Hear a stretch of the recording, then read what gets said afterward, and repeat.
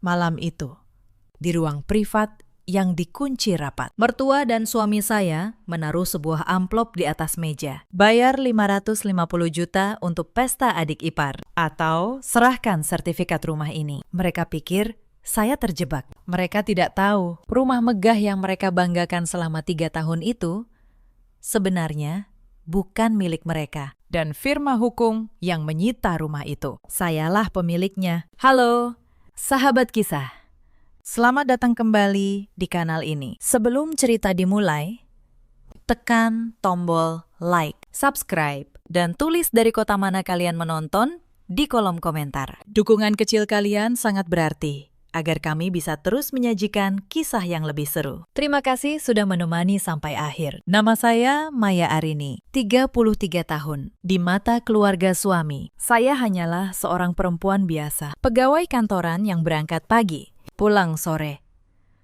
Dengan pakaian sederhana dan tanpa riasan menor, mereka mengenal saya sebagai menantu yang penurut, pendiam, dan tidak banyak menuntut. Rumah tangga ini sudah berjalan hampir 5 tahun. Suami saya bernama Rangga, 38 tahun. Ia selalu menganggap posisinya sebagai kepala keluarga adalah segalanya. Ia merasa berhak mengatur seluruh keuangan tanpa pernah mau tahu beban yang saya pikul sendiri. Setiap gaji yang masuk, ia yang pegang. Setiap pengeluaran, ia yang putuskan. Saya hanya mengangguk. Ibu mertua saya, Bu Harti, 60 tahun. Perempuan yang hidupnya diukur dari gengsi. Ia tidak pernah absen membandingkan saya dengan perempuan-perempuan kelas atas. Menurutnya, latar belakang saya terlalu biasa. Tidak membawa keuntungan apapun bagi nama besar keluarganya. Lalu ada Siska, adik ipar saya, 27 tahun. Anak bungsu yang dimanjakan sejak kecil. Apapun yang ia mau harus dipenuhi. Dan malam ini, pertunangannya menjadi alasan baru untuk memeras saya. Saya menerima semua perlakuan merendahkan itu dengan senyum tipis. Mereka mengartikannya sebagai kelemahan, ketidakberdayaan seorang istri yang katanya bergantung penuh pada suaminya. Padahal, di balik kesunyian yang sengaja saya ciptakan, ada sebuah rahasia besar tentang siapa saya sebenarnya. Saya bukan pegawai kantoran biasa. Saya adalah direktur utama sekaligus pemilik saham mayoritas sebuah firma hukum internasional. Sebuah perusahaan yang menangani sengketa aset bernilai triliunan rupiah selama 5 tahun.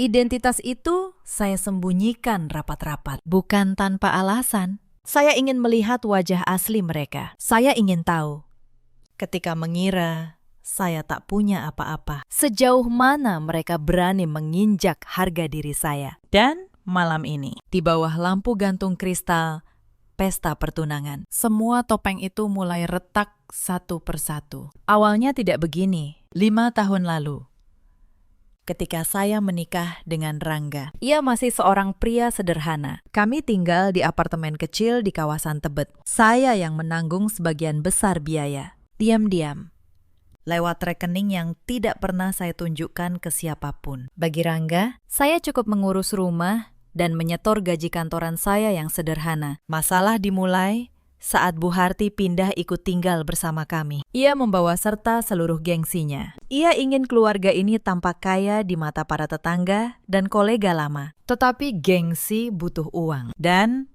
uang itu mereka cari dari kantong yang salah. 2 tahun lalu, Bu Harti datang dengan rencana besar. Ia ingin keluarga ini punya rumah mewah di kawasan elit. Sebuah rumah 2 lantai dengan kolam renang dan halaman luas di Pondok Indah. Rangga menyetujuinya tanpa berpikir panjang. Mereka pikir dengan rumah itu, status sosial keluarga akan melambung. Yang mereka tidak tahu, mereka tidak punya uang untuk membelinya. Maka mereka mulai meminjam, dan saya dari balik diam mengamati setiap rupiah yang mengalir keluar dari pondasi keluarga ini. Pondasi yang dibangun di atas hutang dan kepura-puraan. Untuk memahami betapa dalamnya luka ini, saya harus kembali ke awal. 5 tahun lalu, ketika saya pertama kali bertemu Rangga, ia adalah pria yang berbeda. Kami berkenalan di sebuah seminar bisnis. Saat itu, ia tidak tahu siapa saya sebenarnya. Saya sengaja memperkenalkan diri sebagai pegawai kantoran biasa. Saya ingin tahu, apakah ada pria yang mencintai saya apa adanya? Bukan karena harta saya. Rangga tampak tulus di awal. Ia memperlakukan saya dengan hormat. Ia bilang, ia mencintai kesederhanaan saya. Saya percaya padanya. Saya pikir, akhirnya saya menemukan seseorang yang mencintai saya. Bukan jabatan atau rekening saya. Maka, saya menikah dengannya, tetap dengan menyembunyikan identitas asli saya. Tahun pertama pernikahan kami cukup bahagia. Kami tinggal sederhana di apartemen Tebet. Saya diam-diam membantu keuangan kami dari rekening pribadi, tetapi membiarkan Rangga merasa ia yang menafkahi. Saya ingin menjaga harga dirinya sebagai laki-laki. Itu kesalahan pertama saya. Saya terlalu baik kepada orang yang ternyata tidak pantas menerimanya. Perubahan mulai terjadi saat Bu Harti datang. Ibu mertua saya membawa pengaruh besar terhadap Rangga. Ia terus membisikkan bahwa sebagai kepala keluarga, Rangga harus berkuasa penuh, bahwa istri harus tunduk sepenuhnya, bahwa keluarga harus tampak kaya agar dihormati orang lain. Sedikit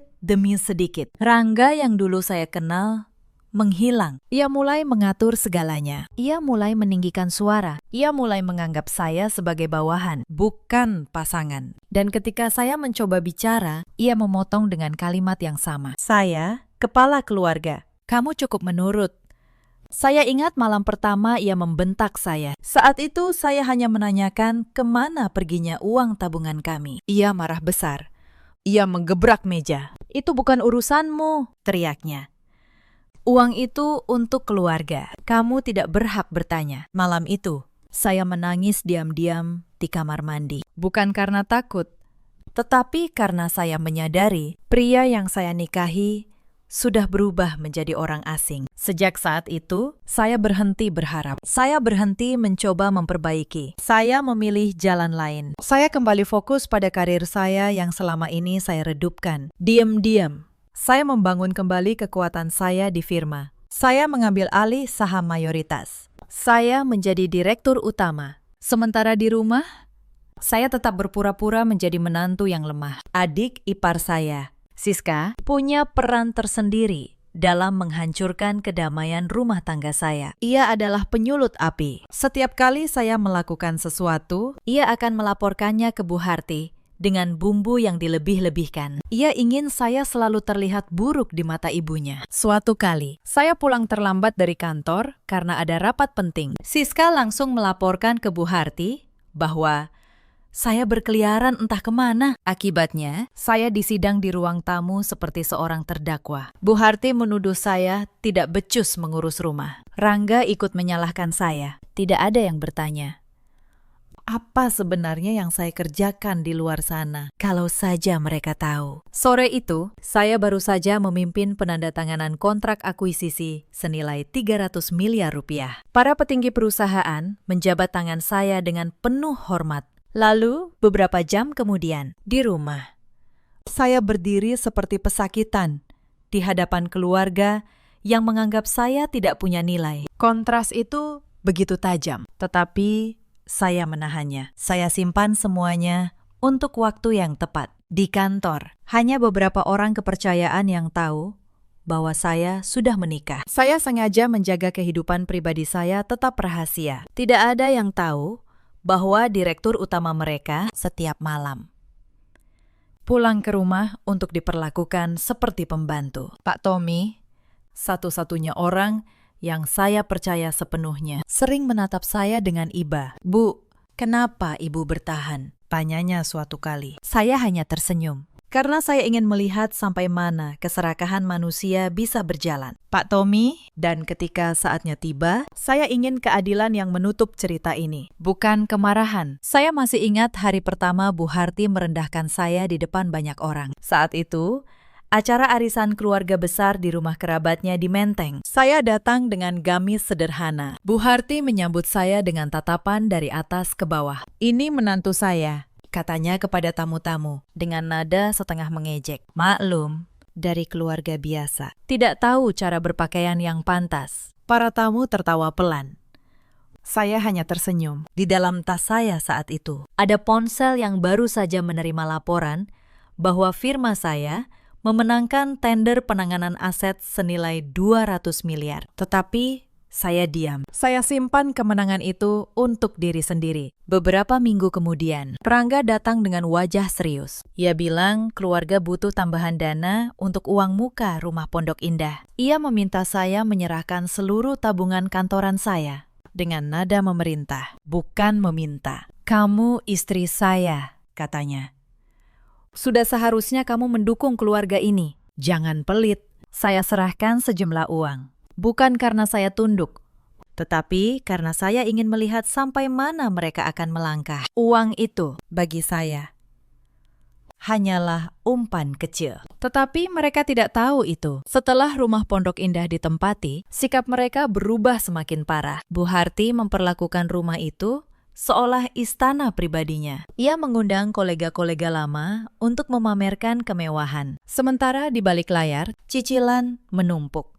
Dan setiap kali jatuh tempo, merekalah yang mendesak saya. Suatu malam, Rangga mengambil kartu ATM saya. Ia bilang, mulai sekarang, semua keuangan keluarga, ia yang kelola sepenuhnya. Termasuk gaji saya. Saya tidak boleh memegang uang dalam jumlah besar tanpa izinnya. Perempuan tidak perlu pegang banyak uang. Katanya enteng, nanti malah boros. Biar saya yang atur.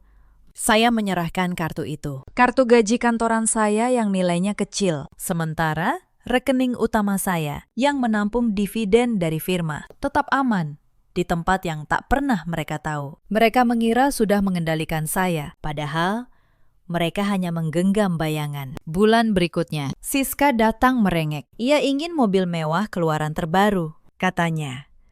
Teman-temannya sudah punya. Masa ia tidak? Bu Harti langsung mendukung. Dan beban itu lagi-lagi dialihkan ke saya. Maya, kamu kan kerja kantoran, kata Bu Harti.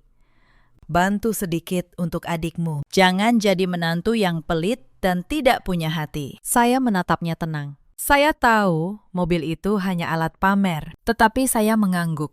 Saya catat diam-diam setiap permintaan ini, setiap nominal, setiap tanggal, semua tersimpan rapi, bukan di kepala saja, melainkan dalam dokumen yang kelak akan berbicara. Puncak keserakahan mereka datang ketika Bu Harti membongkar lemari saya. Ia mengambil satu-satunya benda berharga yang saya simpan, sepasang gelang emas warisan dari almarhumah ibu saya. Ia menjualnya tanpa izin untuk menutup cicilan yang menunggak. Ketika saya tahu, dada saya terasa panas. Bukan karena nilainya, tetapi karena itu satu-satunya kenangan dari ibu saya. Saya menahan air mata di depan mereka. Saya tidak ingin mereka melihat saya hancur. Malam itu di kamar, saya bersumpah pada diri sendiri. Kesabaran saya ada batasnya. Dan batas itu mulai terlihat di ujung mata. Saya menelpon rekan saya di firma. Pak Tommy, saya minta ia mulai menyiapkan sesuatu. Sesuatu yang sudah lama saya rancang, tetapi belum saya jalankan. Malam itu, ia tidak tahu apa yang sebenarnya sedang saya persiapkan di balik kesunyian. Hari-hari di rumah Pondok Indah berjalan seperti sebuah pertunjukan yang melelahkan. Setiap pagi, sebelum berangkat ke kantor, saya harus menyiapkan sarapan untuk seluruh anggota keluarga. Bu Harti tidak pernah puas. Telur yang saya goreng selalu terlalu matang. Kopi yang saya seduh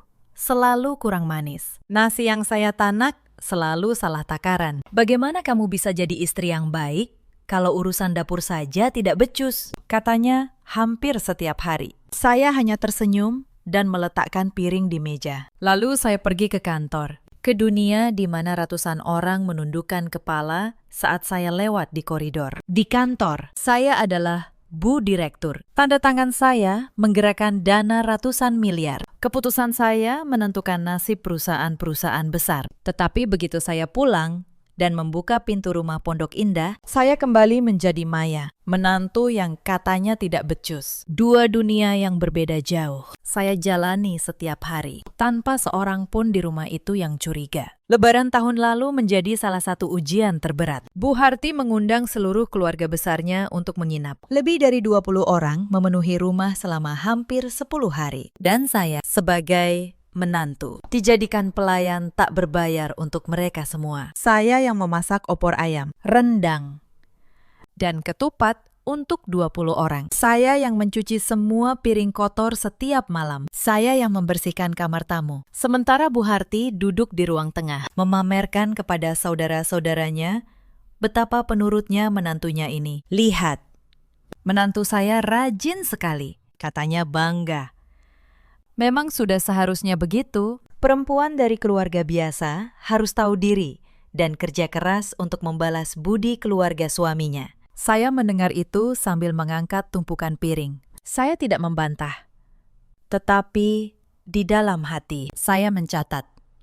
Saya mencatat setiap kalimat yang merendahkan. Setiap perlakuan yang tidak adil. Bukan untuk dendam buta, melainkan untuk satu hari ketika semua catatan ini akan saya buka di hadapan mereka. Saat lebaran usai, Rangga datang lagi dengan urusan uang. Ia bilang, THR untuk para pembantu dan sopir harus saya yang tanggung. Juga amplop untuk keponakan-keponakan.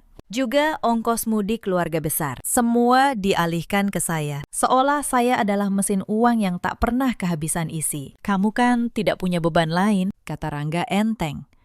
Uangmu untuk apa lagi? Kalau bukan untuk keluarga. Saya menyerahkan uang itu. Bukan karena terpaksa, tetapi karena setiap rupiah yang keluar dari tangan saya ubah menjadi bukti. Bukti bahwa selama ini, keluarga ini hidup di atas tetes keringat menantu yang mereka anggap tak berharga. Suatu malam, saya tidak sengaja mendengar percakapan Rangga dan Bu Harti di ruang kerja. Mereka berbicara dengan suara pelan, mengira saya sudah tidur. Apa yang saya dengar membuat darah saya membeku. Bu, cicilan rumah ini sudah 3 bulan menunggak, kata Rangga.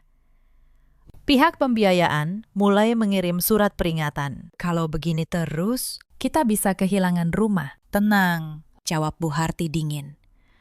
Kita masih punya Maya. Cari cara agar dia yang menanggung. Toh dia menantu kita. Sudah kewajibannya. Kalau perlu, kita ancam dengan perceraian. Perempuan seperti dia pasti takut diceraikan. Saya berdiri di balik pintu, mendengar setiap kata itu. Mereka berencana memerah saya lebih jauh, bahkan menjadikan pernikahan ini sebagai senjata ancaman. Malam itu, saya kembali ke kamar dengan langkah tenang. Tetapi di dalam dada saya, keputusan sudah bulat. Mereka sudah melewati batas, dan saya akan membiarkan mereka melangkah sedikit lagi, sampai ke tepi jurang yang mereka buat sendiri. Rahasia rumah Pondok Indah itu sebenarnya jauh lebih kelam daripada yang mereka kira. Suatu sore, ketika rumah sepi, Bu Asih, pembantu yang sudah lama bekerja dan diam-diam memihak saya, menyerahkan setumpuk surat yang ia temukan di laci Rangga. Saya membacanya dengan jantung berdebar. Ternyata untuk membeli rumah itu, Rangga dan Bu Harti meminjam 2 miliar rupiah dari sebuah pihak ketiga, sebuah lembaga pembiayaan yang menyaru sebagai investor. Mereka menjaminkan rumah itu sendiri. Dan ketika mereka gagal membayar, rumah itu jatuh menjadi aset sitaan. Yang lebih mengejutkan, lembaga yang menampung aset sitaan itu adalah klien lama firma saya. Beberapa bulan sebelumnya, firma saya mengakuisisi seluruh portofolio aset bermasalah mereka, termasuk 1 rumah 2 lantai di Pondok Indah. Saya membuka berkasnya, dan di sana, hitam di atas putih, tertera alamat rumah yang setiap hari saya tinggali bersama keluarga suami. Saya tertegun lama. Takdir punya cara yang aneh untuk bekerja. Rumah yang mereka banggakan, yang mereka pakai untuk merendahkan saya, kini secara hukum berada di bawah kendali perusahaan saya. Mereka tinggal di dalamnya sebagai penghuni yang sudah kehilangan hak, tanpa mereka sadari sama sekali. Saya tidak langsung bertindak. Saya menunggu. Saya ingin mereka menggali lubang mereka sendiri sampai cukup dalam, dan mereka melakukannya lebih cepat dari yang saya bayangkan. Pertunangan Siska menjadi titik balik. Bu Harti ingin pesta yang megah. Calon suami Siska, seorang pria bernama Damar, berasal dari keluarga pengusaha yang sangat dihormati. Bu Harti ingin memamerkan status di hadapan keluarga Damar, apapun caranya. Yang menarik, jauh sebelum malam itu, Damar pernah datang menemui saya diam-diam. Ternyata, ia bukan pria sembarangan. Ia teliti. Ia sudah lama mencurigai ada yang ganjil dengan keuangan keluarga Bu Harti. Ia ingin memastikan calon istrinya tidak terseret ke dalam pusaran hutang. Mbak Maya, katanya pelan saat itu. Saya merasa ada yang disembunyikan keluarga ini. Saya tidak ingin menikahi Siska di atas pondasi kebohongan. Bisakah Mbak membantu saya melihat kebenarannya? Saya memandangnya. Saya melihat ketulusan di matanya. Dan saya melihat kesempatan. Saya tidak menjawab langsung. Tetapi malam itu, kerjasama diam-diam antara saya dan Damar pun dimulai. Sebuah kerjasama yang tidak diketahui siapapun di rumah itu. Sementara persiapan pesta berjalan, tuntutan kepada saya semakin gila. Bu Harti meminta saya menyumbang 100 juta untuk dekorasi. Lalu 50 juta lagi untuk catering. Lalu uang lagi untuk pakaian para tamu kehormatan. Angka demi angka terus mengalir. Seolah dompet saya tak pernah ada dasarnya. Saya membayar sebagian dengan tenang.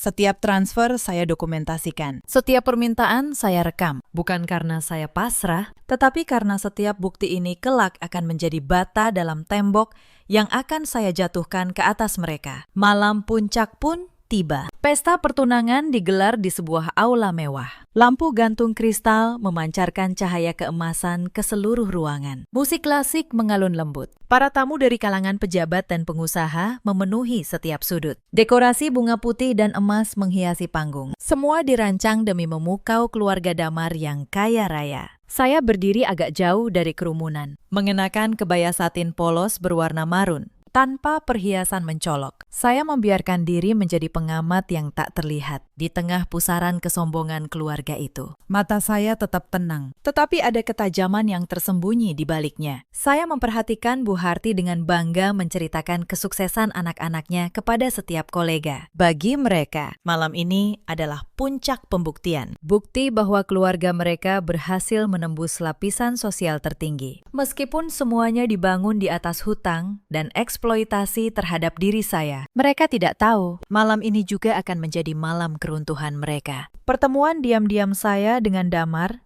tidak hanya terjadi sekali. Selama beberapa minggu, kami bertemu di sebuah kafe kecil yang jauh dari kawasan tempat keluarga suami saya beraktivitas. Damar ternyata seorang pengusaha muda yang teliti dan hati-hati. Ia tidak mau menikahi Siska sebelum memastikan keluarga itu bersih. Saya bukan tidak mencintai Siska, kata Damar suatu sore. Tetapi saya melihat ada yang janggal. Mereka terlalu sering bicara soal uang. Terlalu sering memamerkan kemewahan yang tidak masuk akal dengan penghasilan mereka. Saya butuh kebenaran. Mbak Maya, saya memberinya kebenaran itu sedikit demi sedikit. Saya tunjukkan jejak hutang 2 miliar. Saya tunjukkan dokumen pengalihan aset rumah. Saya tunjukkan bagaimana keluarga itu memeras saya selama bertahun-tahun. Damar mendengarkan dengan wajah serius. Sesekali mencatat di ponselnya. Kalau begitu, katanya, akhirnya, saya akan menunggu sampai pertunangan. Saya ingin melihat sendiri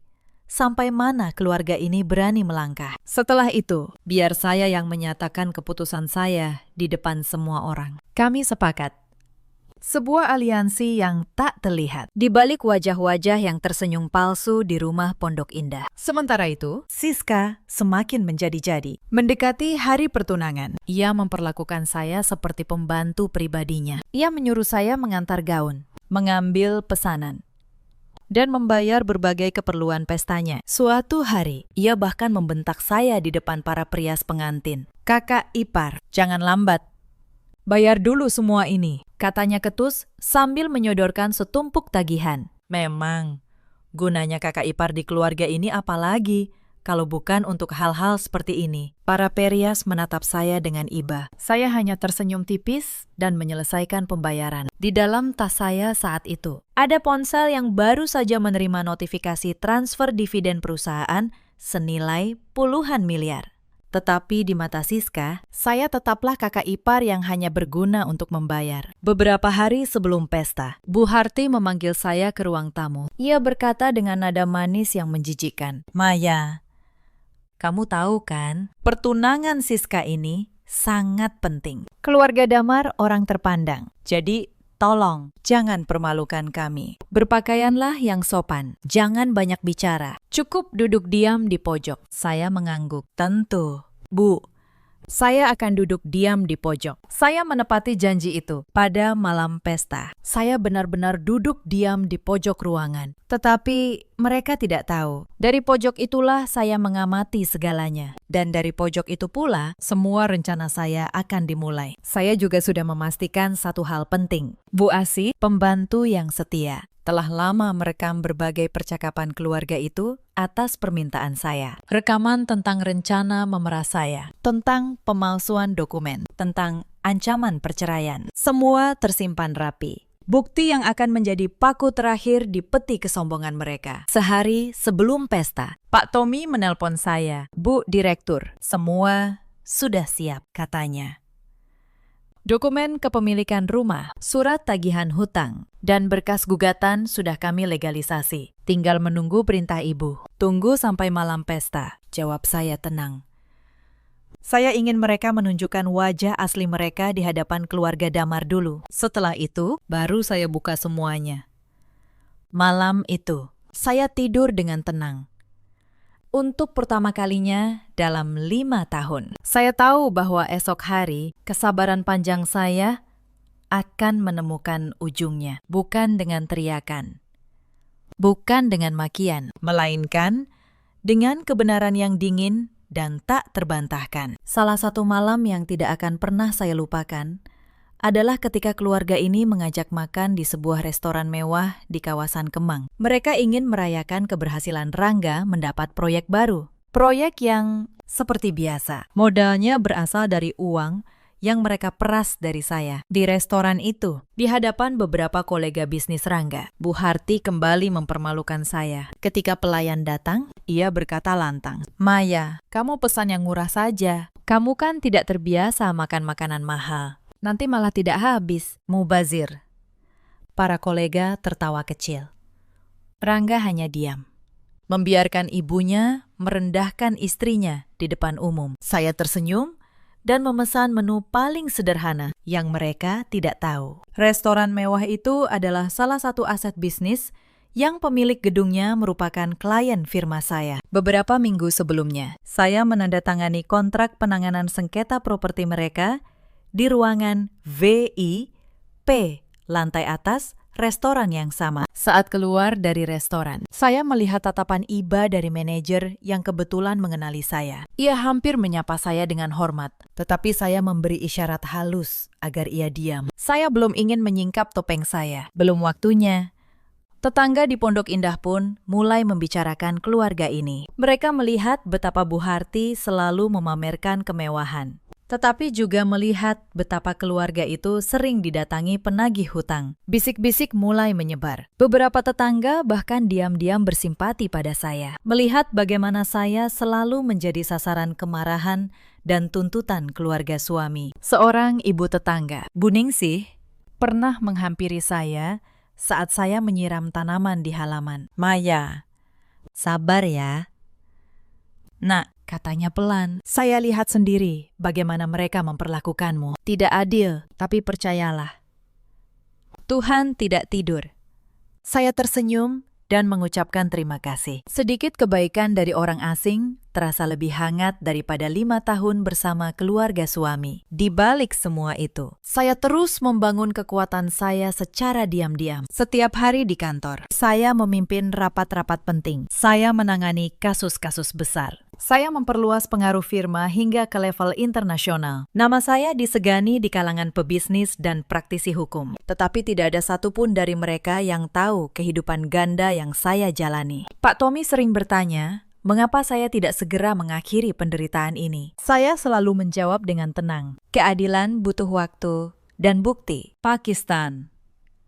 Kalau saya bertindak terburu-buru karena emosi, mereka bisa lolos. Tapi kalau saya menunggu sampai semua bukti lengkap, tidak akan ada celah bagi mereka untuk lari. Saya membangun arsip itu seperti seorang arsitek membangun gedung. Bata demi bata, bukti demi bukti. Setiap pemerasan, setiap penghinaan, setiap tindakan curang mereka, saya simpan dengan rapi. Sampai akhirnya, menjelang pertunangan Siska, arsip itu sudah cukup kuat untuk meruntuhkan seluruh kesombongan mereka dalam satu malam. Dan ketika saya tahu mereka berencana memeras saya di malam pertunangan dengan ultimatum 550 juta atau rumah, saya tahu inilah saatnya. Mereka telah menggali lubang mereka sendiri sampai ke dasar. Yang tersisa hanyalah membiarkan mereka melompat masuk di hadapan para tamu kehormatan yang ingin mereka pukau. Malam itu, saya tidak datang sebagai menantu yang lemah. Saya datang sebagai keadilan yang telah lama menunggu.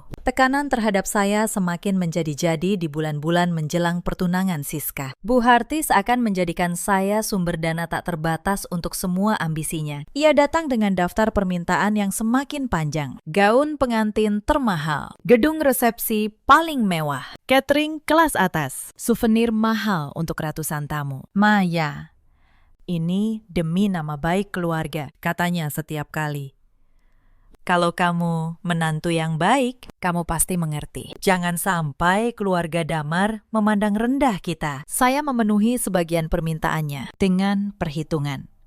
Setiap transfer, saya simpan buktinya. Setiap percakapan, saya rekam. Saya membangun sebuah arsip yang lengkap. Sebuah arsip yang kelak akan menunjukkan kepada dunia siapa sebenarnya yang membiayai kemewahan palsu keluarga ini. Suatu hari, Bu Harti melangkah terlalu jauh. Ia menggadaikan surat-surat yang ada di rumah, termasuk dokumen yang ia kira adalah sertifikat asli rumah Pondok Indah. Ia tidak tahu dokumen itu sudah lama tidak punya kekuatan hukum. Ia membawanya ke rentenir untuk mendapatkan dana tambahan. Tindakan nekat itu justru menambah satu lagi bukti kejahatan ke dalam arsip saya. Rangga pun mulai panik diam-diam. Saya melihatnya beberapa kali menelpon dengan suara berbisik di sudut rumah. Tagihan menumpuk. Surat peringatan dari pihak pembiayaan semakin sering datang. Tetapi alih-alih jujur kepada saya, ia justru semakin keras menekan. Ia mengira, dengan menekan saya lebih kuat, saya akan menyerahkan lebih banyak uang. Kamu harus bantu lebih banyak,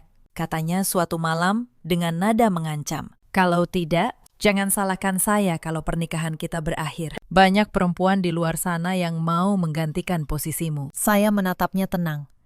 Kalau itu yang kamu mau, silakan, jawab saya. Rangga terdiam.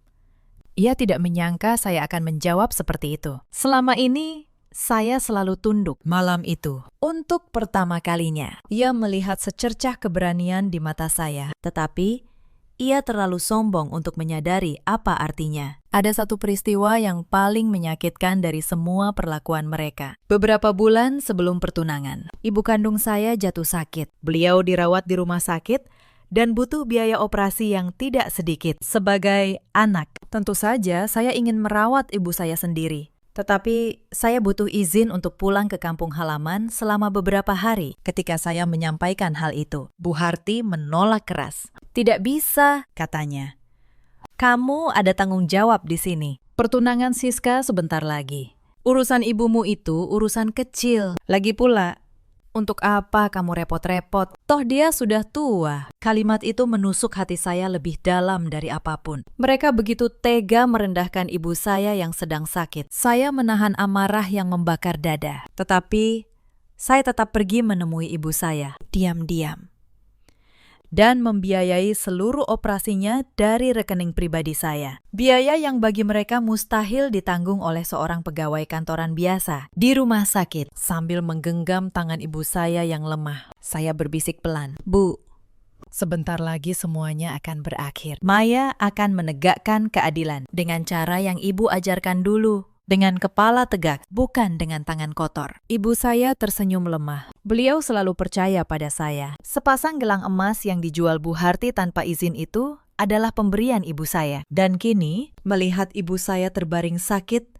sementara keluarga suami begitu tega, tekad saya semakin bulat. Saya tidak akan membiarkan keserakahan mereka berlalu begitu saja. Kembali ke ruang privat di malam pertunangan. Kebenaran masih terus mengalir. Setelah Rangga dan Bu Harti tahu siapa saya sebenarnya, saya tidak berhenti di situ. Saya membuka map kedua. Di dalamnya ada semua bukti yang telah saya kumpulkan selama bertahun-tahun. Ini, kata saya sambil meletakkan tumpukan dokumen, adalah catatan setiap rupiah yang kalian peras dari saya selama 5 tahun. Total lebih dari 8 miliar rupiah. Ada bukti transfer, ada rekaman percakapan, ada surat-surat.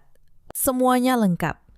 Hitam di atas putih. Bu Harti menatap tumpukan dokumen itu dengan mata membelalak. Kamu merekam kami selama ini. Saya tidak merekam, jawab saya.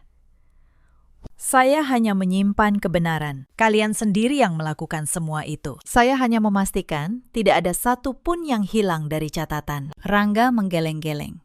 Tidak percaya. Kenapa, Maya?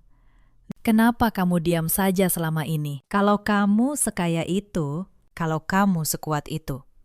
Kenapa kamu membiarkan kami memperlakukanmu seperti itu? Saya menatapnya lurus. Karena saya ingin tahu siapa kalian sebenarnya. Saya ingin tahu, apakah kalian mencintai saya? Atau hanya mencintai apa yang bisa saya berikan? Dan kalian sudah menjawabnya dengan sangat jelas. Selama 5 tahun. Kalian tidak pernah sekalipun memperlakukan saya sebagai manusia. Kalian hanya melihat saya sebagai sumber uang dan pelayan.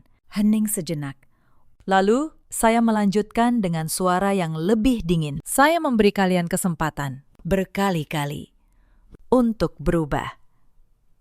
Untuk memperlakukan saya dengan hormat. Tetapi setiap kali, kalian memilih keserakahan. Maka sekarang, jangan salahkan saya atas apa yang akan terjadi. Ini bukan balas dendam saya. Ini adalah hukum yang menjemput kalian. Bu Harti terduduk lemas di kursi. Untuk pertama kalinya dalam hidupnya, ia kehabisan kata-kata. Gengsi yang selama ini ia banggakan, kini tidak berarti apa-apa di hadapan kebenaran yang telanjang. Sementara Rangga menutup wajahnya dengan kedua tangan, menyadari bahwa ia telah menghancurkan satu-satunya orang yang sebenarnya bisa menyelamatkannya. Di tengah pesta, Rangga berjalan mendekati saya. Langkahnya tampak gugup.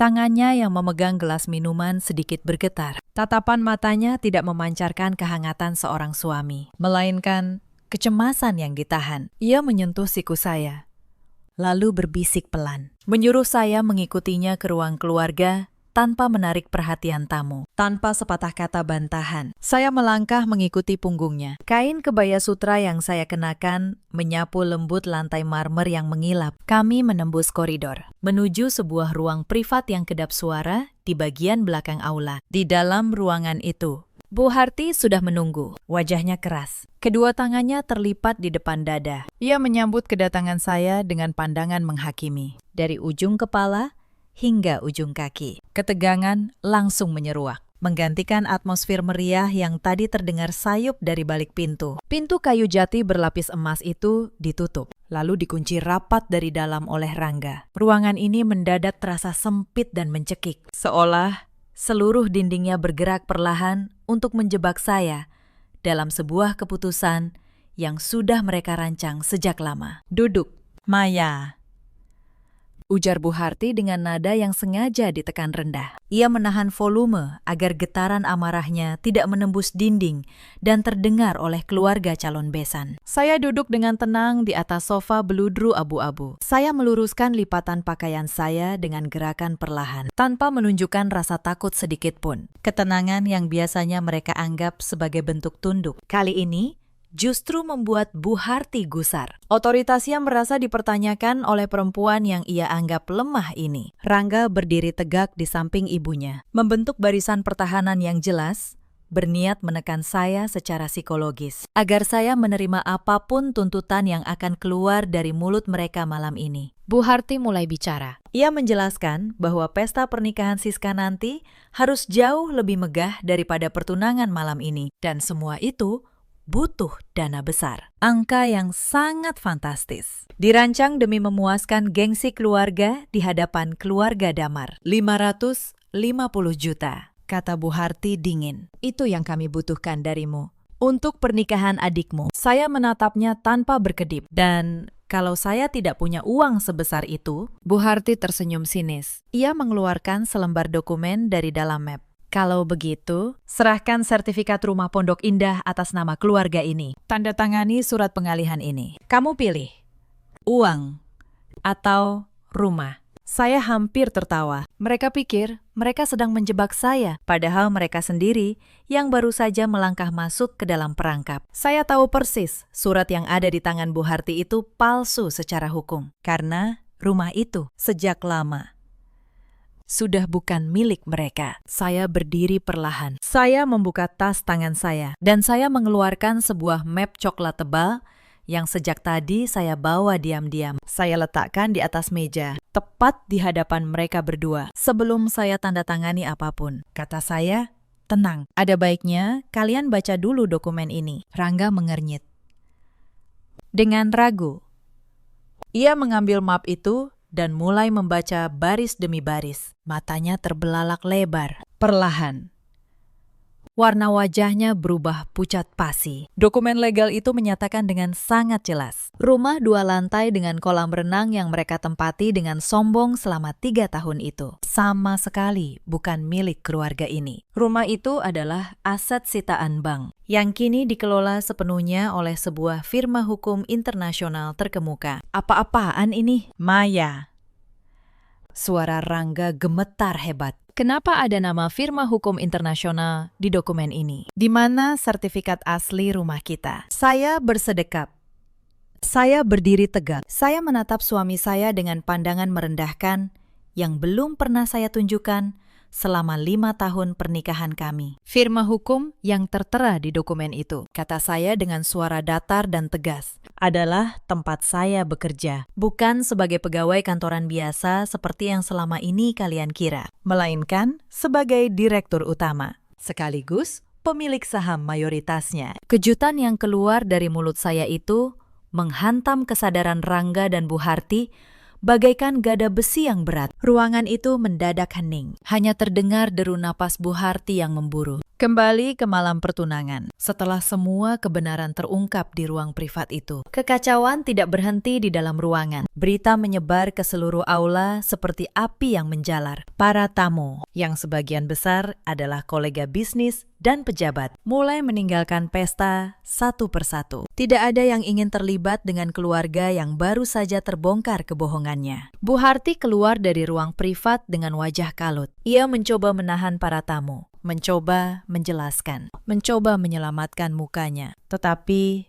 sudah terlambat. Bisik-bisik mengiringi setiap langkahnya. Perempuan yang malam itu ingin menjadi ratu pesta, kini berubah menjadi bahan gunjingan. Siska duduk di lantai, menangis sejadi-jadinya. Gaun mahalnya yang indah, kini hanya menjadi saksi bisu atas pertunangan yang batal. Calon mertuanya, orang tua Damar, menatapnya dengan pandangan kecewa sebelum akhirnya pergi, meninggalkan aula bersama putra mereka. Rangga tertinggal sendiri di ruang privat. Ia menatap dokumen-dokumen yang berserakan di meja. Dunia yang ia bangun di atas kebohongan dan kesombongan kini hancur berkeping-keping. Ia mencoba memanggil nama saya, memohon agar saya menjelaskan, memohon agar saya membantunya keluar dari situasi ini. Tetapi saya sudah berjalan menjauh. Di pintu aula, saya berpapasan dengan Damar. Ia mengangguk hormat kepada saya. Terima kasih, Mbak Maya, katanya pelan.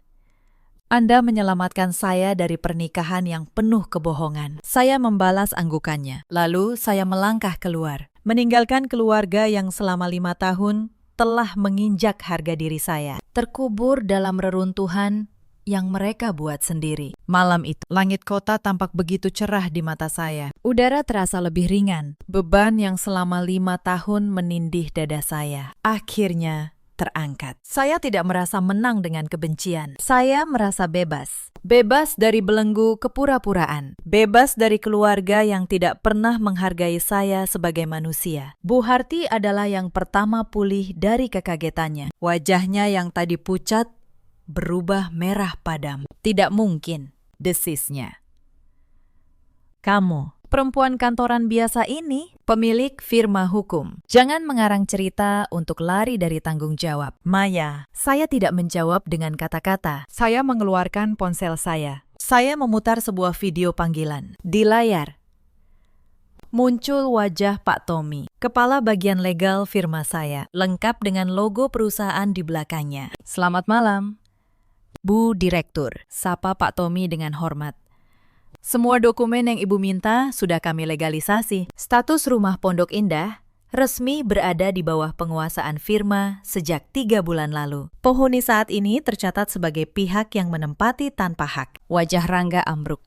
Ia menjatuhkan dirinya ke kursi. Kakinya seakan tak lagi mampu menopang tubuhnya. Selama ini ia merasa menjadi raja di rumah itu. Padahal ia hanya seorang penumpang gelap di atas aset milik istrinya sendiri. 2 miliar yang kalian pinjam untuk membeli rumah ini, kata saya melanjutkan.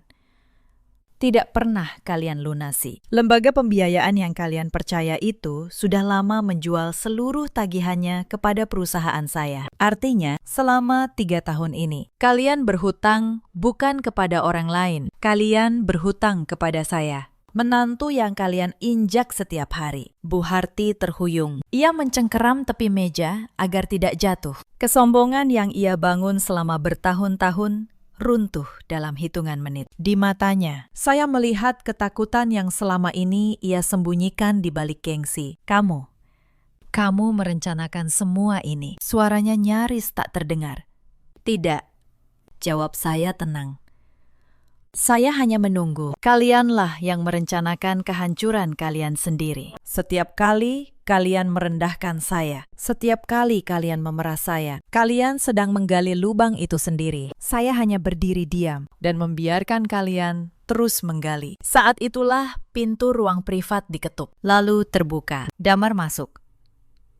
Didampingi kedua orang tuanya dan Siska yang tampak kebingungan. Rupanya Damar sudah mendengar semuanya dari balik pintu. Ia membawa map sendiri di tangannya. Bu Harti, kata Damar dengan tenang namun tegas. Saya sudah lama mencurigai keuangan keluarga ini. Karena itu saya meminta bantuan Mbak Maya untuk menelusuri kebenarannya. Dan malam ini saya sudah mendapat semua jawaban yang saya butuhkan. Siska menatap calon suaminya dengan wajah panik. Damar, apa maksudmu? Kita kan akan menikah. Damar menggeleng pelan. Maaf, Siska.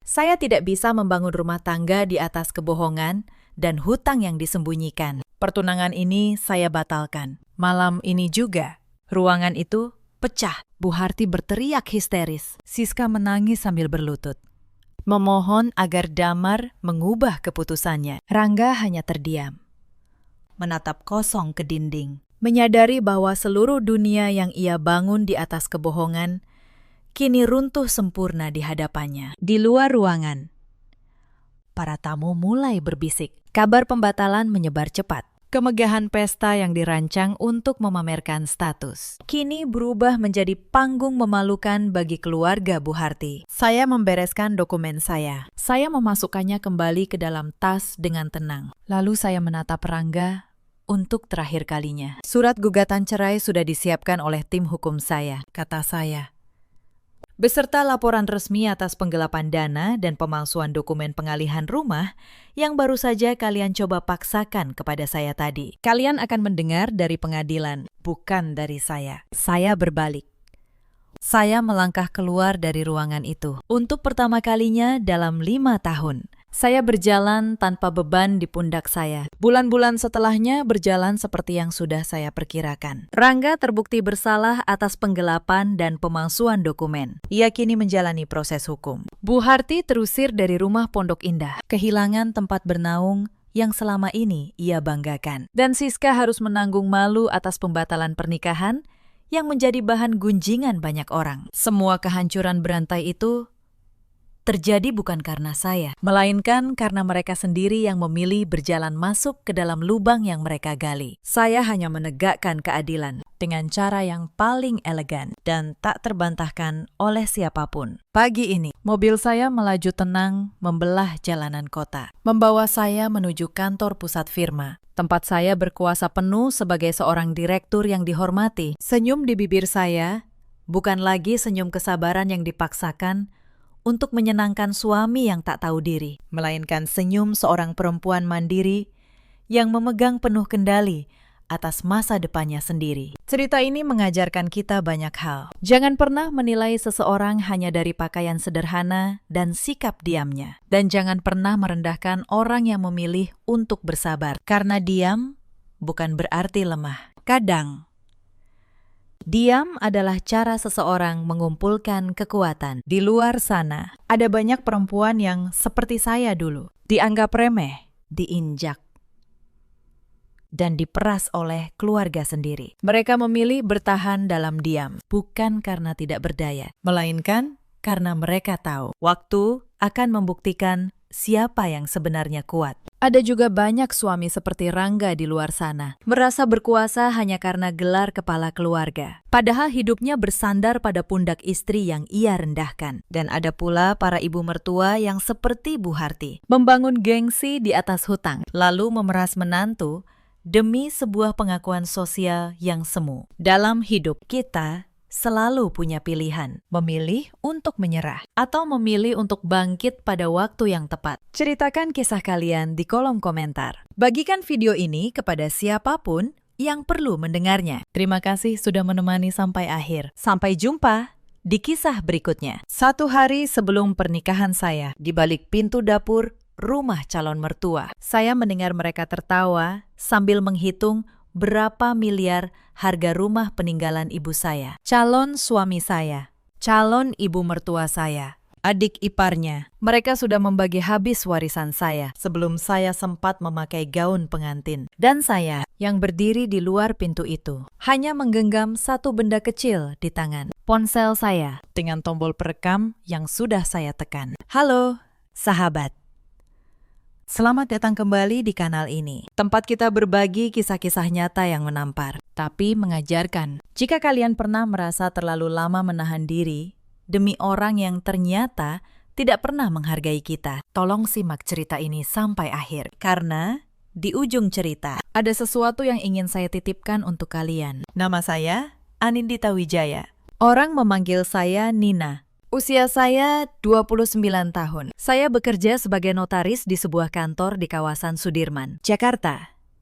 Sudah hampir 5 tahun saya mengurus akta, sertifikat, dan surat wasiat orang lain. Pekerjaan saya adalah memastikan bahwa hitam di atas putih tidak bisa dibantah siapapun. Lucu? Bukan.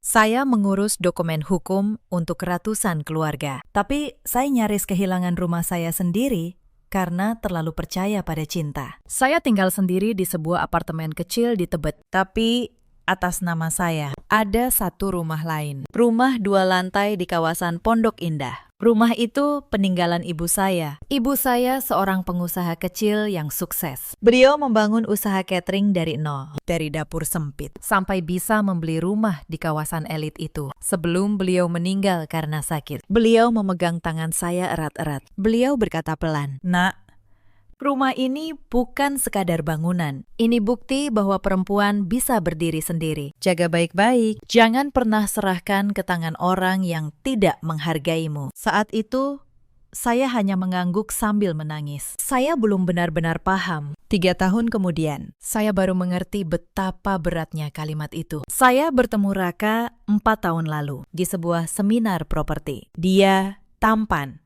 hangat, dan pandai membuat orang merasa istimewa. Dia bekerja di sebuah perusahaan pengembang. Saat itu saya pikir, akhirnya saya menemukan seseorang yang bisa berbagi beban dengan saya. 4 tahun.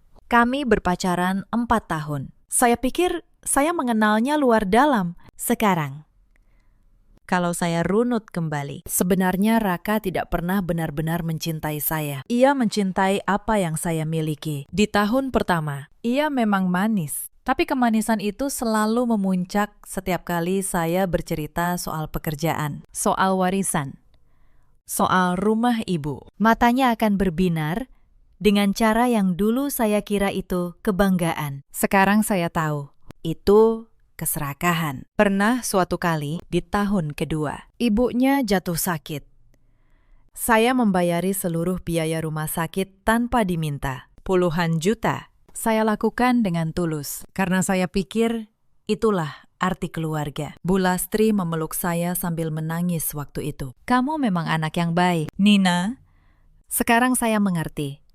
Air mata itu bukan rasa terima kasih. Itu kepuasan, karena mangsa mereka ternyata sebaik dan sekaya yang mereka harapkan. Ada juga satu kejadian yang dulu membuat saya sedih, tapi tidak saya pahami. Suatu malam, Saya menolak permintaan Raka untuk menjadikan rumah Pondok Indah sebagai jaminan pinjaman usahanya. Saya bilang, rumah itu peninggalan ibu. Saya tidak mau ada risiko apapun atasnya. Malam itu, Raka diam 1000 bahasa. 3 hari ia tidak menghubungi saya. Saat akhirnya kami bicara, ia berkata dingin, "Aku cuma kecewa kamu lebih percaya pada bangunan daripada pada calon suamimu." Saya menangis. Saya merasa bersalah. Saya bahkan hampir berubah pikiran. Betapa saya tidak tahu bahwa diamnya itu bukan kekecewaan cinta, melainkan kekecewaan seorang pemburu yang mangsanya belum masuk perangkap. Keluarganya menyambut saya dengan tangan terbuka. Calon ibu mertua saya, Bu Lastri,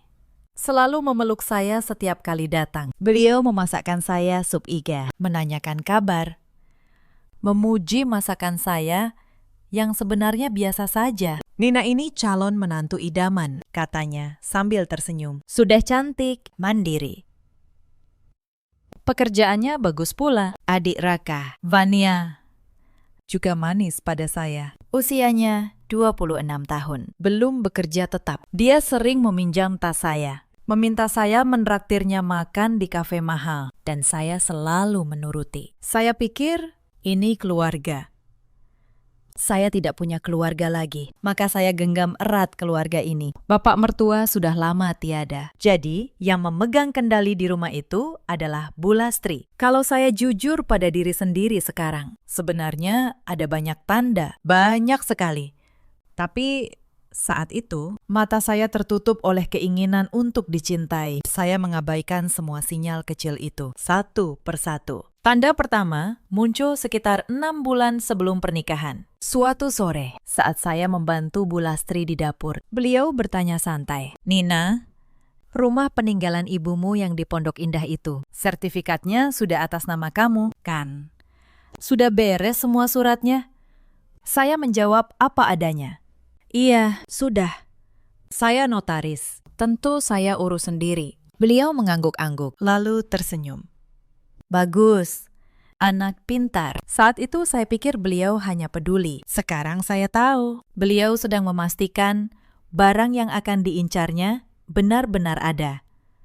Tanda kedua datang dari Vania. Ia mulai sering bertanya hal-hal aneh. Berapa harga rumah di kawasan elit sekarang? Apakah rumah warisan kena pajak kalau dijual? Berapa lama proses balik nama? Saya jawab dengan senang hati, mengira ia hanya ingin belajar. Saya bahkan menjelaskan padanya dengan detail, seolah saya sedang menyerahkan peta menuju harta saya sendiri ke tangan pencuri. Lalu permintaan-permintaan kecil mulai membesar. Awalnya Vania hanya meminjam tas. Lalu ia minta ditraktir. Lalu suatu hari ia berkata, "Mbak Nina, aku lagi butuh uang buat kursus. Boleh pinjam 5 juta, nanti aku ganti." Saya beri. Bulan berikutnya 10 juta untuk keperluan lain. Tidak pernah ada yang dikembalikan. Dan setiap kali saya ragu, Bu Lastri akan berkata, "Sudah.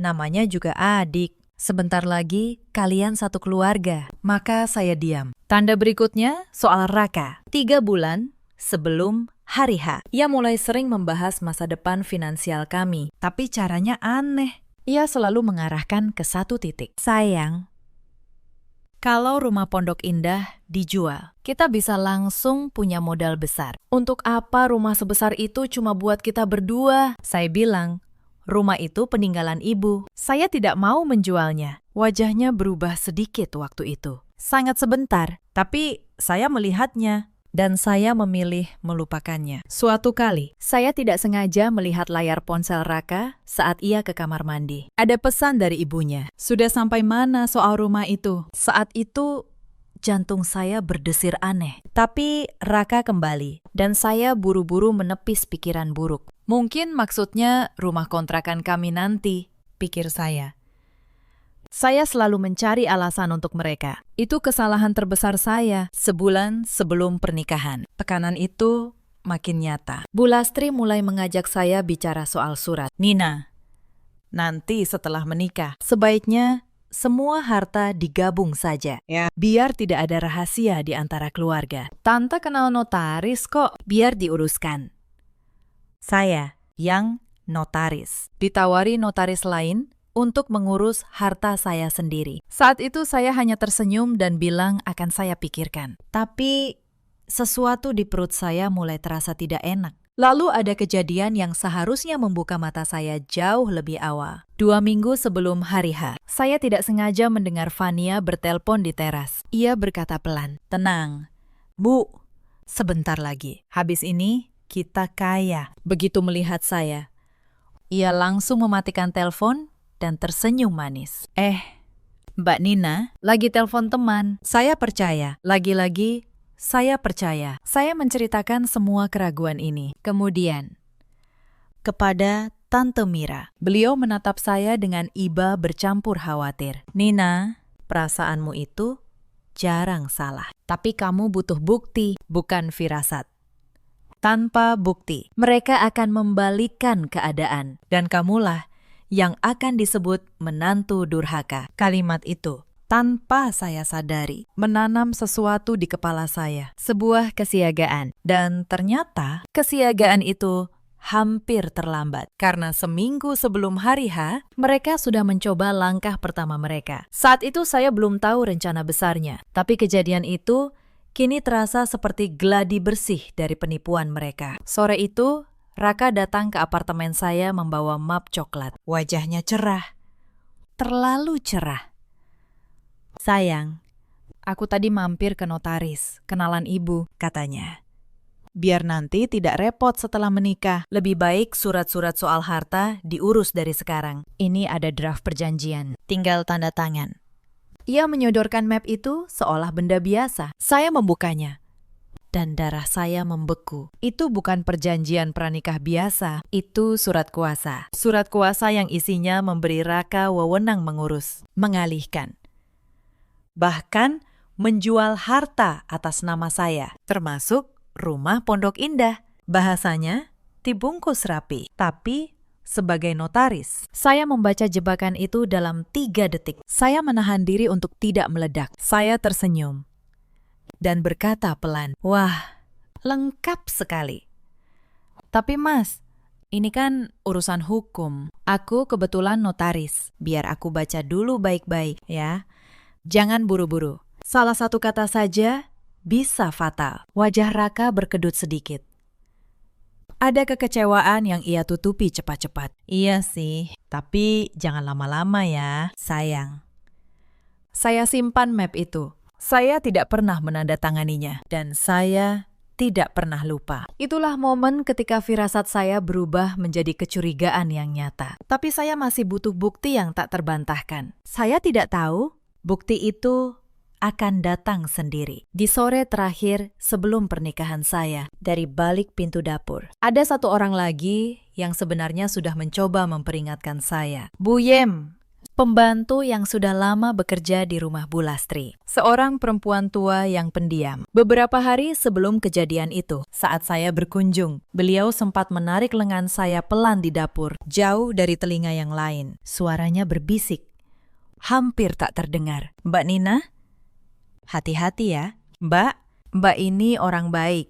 Jangan terlalu percaya." Lalu, beliau buru-buru kembali bekerja, seolah takut ketahuan. Saat itu, saya bingung. Saya pikir mungkin beliau hanya cemas berlebihan, seperti orang tua pada umumnya. Saya bahkan tidak menanggapinya serius. Tapi kini, mengingat kembali tatapan mata beliau yang penuh iba, saya sadar Bu Yem sudah lama melihat semuanya. Beliau mendengar percakapan di rumah itu setiap hari. Beliau tahu apa yang sedang direncanakan. Tapi sebagai orang kecil yang menggantungkan hidup pada keluarga itu, yang bisa beliau lakukan hanyalah sebuah bisikan samar, sebuah peringatan yang nyaris tidak terdengar dari satu-satunya orang jujur di rumah itu. Belakangan, setelah semuanya selesai, saya mencari Bu Yem dan diam-diam membantunya. Saya carikan pekerjaan baru di tempat yang lebih layak, jauh dari keluarga itu. Itu cara saya berterima kasih atas satu bisikan yang andai saya dengarkan lebih awal, mungkin akan menyelamatkan saya dari banyak luka. Hari pernikahan kami ditetapkan. Sebuah hotel di pusat kota sudah di-booking. Undangan sudah dicetak. Gaun pengantin sudah saya simpan rapi di lemari. Saya bahagia.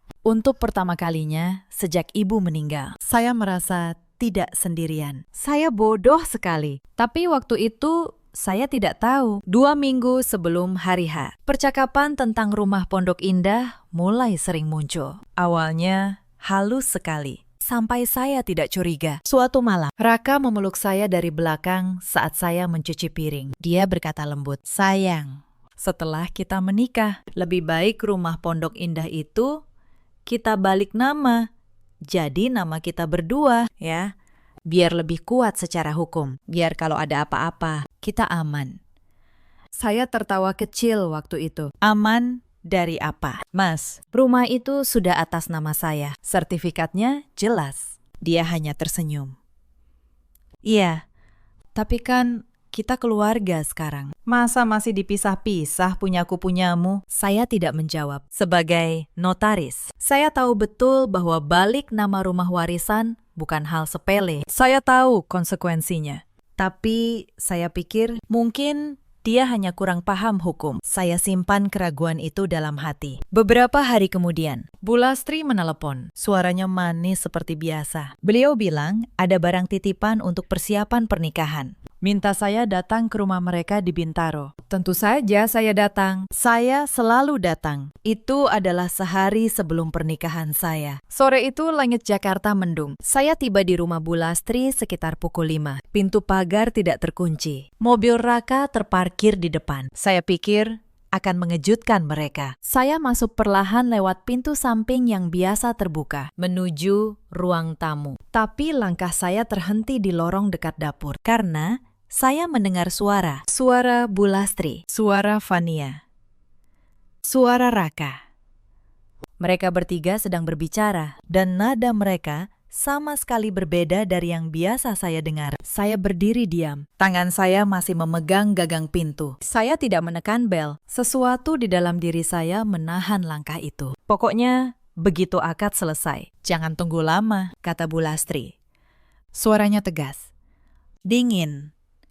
Sama sekali tidak seperti suara yang biasa memeluk saya. "Raka, kamu bujuk dia tanda tangan surat balik nama secepatnya. Mumpung dia masih melayang bahagia jadi pengantin baru." Saya menahan napas. "Rumah Pondok Indah itu sekarang harganya berapa, Bu?"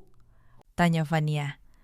Suaranya bersemangat, seperti anak kecil membicarakan hadiah. "Tante tanya ke agen kemarin," jawab Bu Lastri. "Rumah 2 lantai. Di kawasan dekat sekolah internasional. Harga pasarannya tidak kurang dari 9 miliar sekarang." 9 miliar. Mania, coba bayangkan. Telinga saya berdengung, jantung saya berdebar keras, seolah ingin menghancurkan tulang rusuk saya dari dalam. "Setelah balik, nama beres," lanjut Bu Lastri. "Rumah itu kita jual. Uangnya kita pakai buat modal usaha Raka. Sisanya buat beli rumah Fania, sama mobil yang kemarin kamu mau itu." Fania tertawa. "Asik. Akhirnya, aku sudah ngincer mobil itu dari lama." Saya bersandar ke dinding lorong. Kedua kaki saya terasa lemas. Keringat dingin mengalir di punggung, meresap menembus blus saya. Dingin seperti es. Setiap kata mereka seperti tamparan. Bukan di wajah, tapi langsung ke harga diri saya. "Mas Raka tega ya," kata Fania pelan. Tapi nadanya geli, bukan iba. Padahal kelihatannya sayang banget sama Mbak Nina. Raka tertawa. Suara tawa yang belum pernah saya dengar dalam 4 tahun. Ya, namanya juga usaha. "Van, 4 tahun aku sabar. Masa nggak ada hasilnya? Lagian dia itu gampang, nggak punya keluarga. Gampang dibikin percaya. Dikasih perhatian sedikit, langsung luluh." Saya memejamkan mata. Air mata tidak jatuh. Mungkin karena terlalu syok. Mungkin karena rasa sakitnya sudah melampaui batas untuk bisa menangis. 4 tahun. Pelukan Bu Lastri. Sap Iga. Pujian. Tas yang dipinjam Fania. Semuanya. Semuanya hanya sandiwara yang dirancang dengan sangat rapi. Dan saya adalah tokoh utama yang paling naif. Lalu terdengar suara Bu Lastri lagi, semakin tanpa beban. "Oh iya, satu lagi. Besok di pernikahan, Banya. Kamu pura-pura terharu sedikit ya. Peluk Nina. Bilang betapa kakakmu sayang sama dia. Biar tamu dari kedua keluarga lihat. Raka ini suami yang penuh tanggung jawab. Beres. Bu, sahut Fania cekikikan. Nanti pas acara tukar cincin, aku bisa nangis pura-pura. Gampang. Dan Raka, lanjut ibunya. Nanti malam. Ajak dia minum dulu. Bikin dia santai, bikin dia seneng. Kalau hatinya sedang melayang, lebih gampang diajak tanda tangan apapun. Saya berdiri membatu. Tangan saya masih melayang di depan tombol bel yang tak pernah saya tekan. Sesuatu di dalam diri saya hancur berkeping-keping. Bukan cinta, tapi ilusi. Ilusi bahwa jika saya cukup tulus, cukup sabar, cukup mencintai, maka saya akan mendapatkan keluarga yang baik sebagai balasannya. Tapi di kepala saya, di tengah semua kehancuran itu, ada satu pikiran yang sangat jernih, satu suara dingin yang memerintah saya, selamatkan dirimu. Sekarang, tangan saya bergerak. Saya keluarkan ponsel dari tas. Jari saya gemetar. Tetapi pikiran saya luar biasa tenang. Saya buka aplikasi perekam suara. Saya tekan tombol merah. Lalu, perlahan saya dekatkan ponsel ke arah pintu dapur, ke celah tempat suara mereka mengalir keluar. Sebagai notaris, saya tahu satu hal. Cerita bisa dibantah, air mata bisa dipalsukan, tapi bukti tidak. Di dalam percakapan terus berlanjut, bahkan semakin terang-terangan. Bagusnya, dia itu penakut, kata Raka santai. Takut digosipin. Jadi kalau nanti dia sadar pun, dia nggak akan berani ribut. Dia paling milih diem, biar nggak malu. Betul, sahut Bu Lastri. Orang luar cuma lihat keluarga kita rukun. Kalau dia yang minta cerai, semua orang bakal bilang dia menantu durhaka, tidak tahu diri. Tidak tahu berterima kasih. Saya mendengar setiap kata. Jantung saya seperti diremas. Tetapi tangan saya tetap memegang ponsel dengan stabil. 3 menit terasa seperti 3 tahun. Selama 3 menit itu, 1000 kenangan berputar di kepala saya. Hari pertama, Raka mengajak saya makan malam.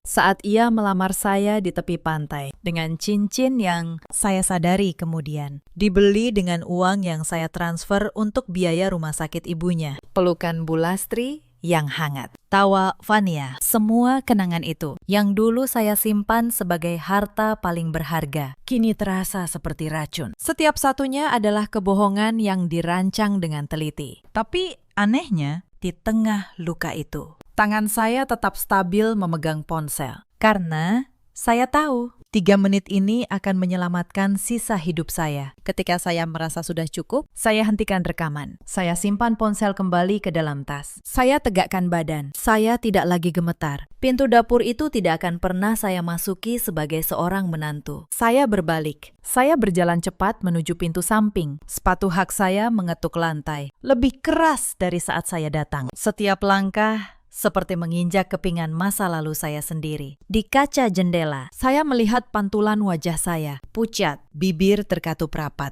tatapan mata kosong. Tapi dingin, saya melihat diri saya sendiri. Lalu tiba-tiba tersenyum getir. Nina, kamu memang bodoh sekali, kata saya dalam hati. Tapi setidaknya kamu sadar tepat pada waktunya. Mobil saya melaju menembus malam. Lampu jalanan Jakarta menjadi garis-garis cahaya yang kabur. Sebagian dari saya ingin menangis. Tetapi sebagian lain, bagian yang diwariskan ibu saya, hanya berbisik satu hal. Sekarang, kita main dengan aturan kita. Sesampainya di apartemen, saya tidak langsung tidur. Saya nyalakan laptop. Saya buka folder dokumen yang sudah lama tidak saya sentuh. Di sana ada salinan sertifikat rumah Pondok Indah atas nama saya.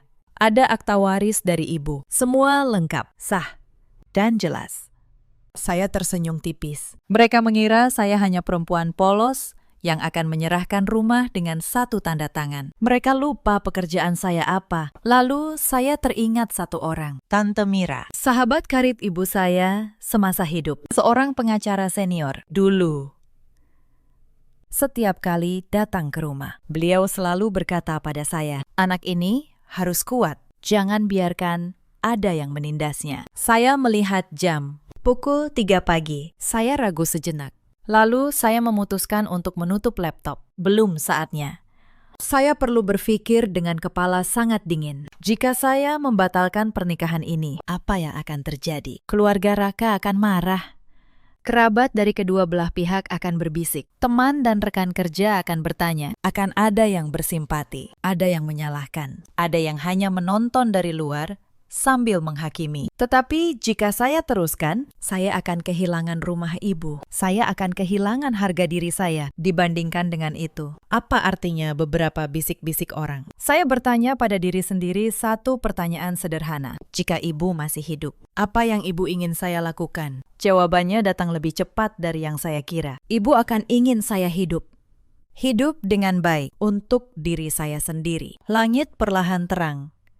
Cahaya pucat menyelinap melalui celah tirai. Saya bangkit. Masuk ke kamar mandi. Air dingin yang mengguyur wajah membuat saya sadar sepenuhnya. Di cermin, saya melihat tatapan mata saya telah berubah. Tidak lagi penuh mimpi. Hanya ada ketenangan dan ketegasan. Baiklah. Kata saya pada diri sendiri, kita lakukan dengan benar. Tapi sebelum itu, saya masih punya satu malam. Malam terakhir sebelum hari yang seharusnya menjadi pernikahan saya. Dan saya tidak menghabiskannya untuk menangis. Saya duduk di meja kerja, membuka laptop, dan mulai menyusun semuanya seperti saya menyusun berkas klien. Dingin, teliti, tanpa emosi. Saya buat satu folder baru, saya beri nama yang netral, tidak mencurigakan.